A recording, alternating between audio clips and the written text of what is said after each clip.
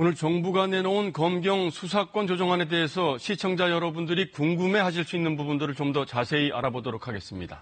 이 자리에 사회부 최창봉 기자 나와 있습니다. 최 기자, 그동안 논란이 가장 컸던 부분이 수사권을 누가 갖느냐 하는 부분이었는데요. 이제 오늘 조정안대로라면 앞으로는 이제 경찰이 모든 수사를 하게 되는 건가요?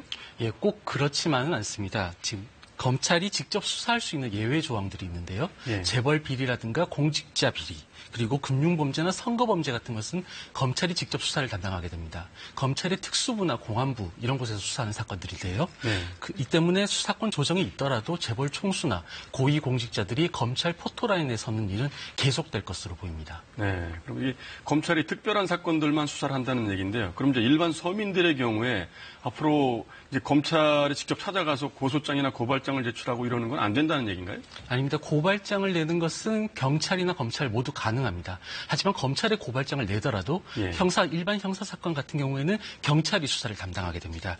방금 설명드린 몇 가지 특수 사건 외에는 모두 경찰이 수사를 하기 때문인데요. 네. 여기서 한 가지 눈여겨볼 게 있습니다. 바로 명예훼손 사건입니다.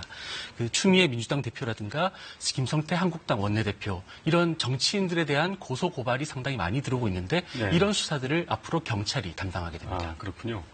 그러면 1차로 경찰이 이제 수사를 종결한 사건에 대해서 사건 당사자가 불만이 있을 때 그럴 때는 이의 제기를 어떻게 해야 되나요? 그 부분에도 구제 방법을 마련해 뒀습니다. 네. 앞서 리포트에서 잠시 언급이 됐었는데요.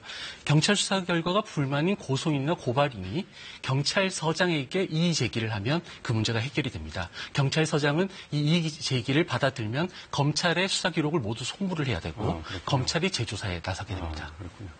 그러면 어쨌든 시민들 입장에서 볼 때 가장 크게 달라지는 점은 뭐라고 할 수 있습니까? 아무래도 사건 처리가 빨라졌다 이런 체감을 느끼실 수가 있을 겁니다. 지금은 경찰이 수사 결론을 내린 후에도 검찰이 이 재검토를 한 후에 결론에 대해서 통보를 해줬습니다. 네. 하지만 이제부터는 경찰이 1차적으로 수사 결론을 내리면 곧바로 이 수사를 받으시는 시민들에게 통보를 하게 됩니다. 아무래도 수사 기간에 걸리는 이 답답함들이 상당 부분 해소가 될 것으로 보입니다. 긍정적인 변화라고 할 수 있겠는데요. 어쨌든 오늘 조정안에 대해서 검찰이나 경찰 양쪽 다 지금 불만이 있는 거 아니겠습니까? 객관적으로 평가해 볼 때는 어떻습니까? 아무래도 경찰이 수사 자율성을 좀 더 보장한 측면은 확실히 있는 부분입니다. 또 검사의 지휘를 받는 기관이 아니라 독립적인 수사 주체로 올라섰다고도 평가를 할 수 있겠고요. 하지만 검찰의 사후 통제라든가 인권 보호 기능에 있어서는 구체적인 실현 방안이 나와야 보다 정확한 평가가 가능할 것으로 보입니다. 네, 알겠습니다. 오늘 설명 잘 들었습니다.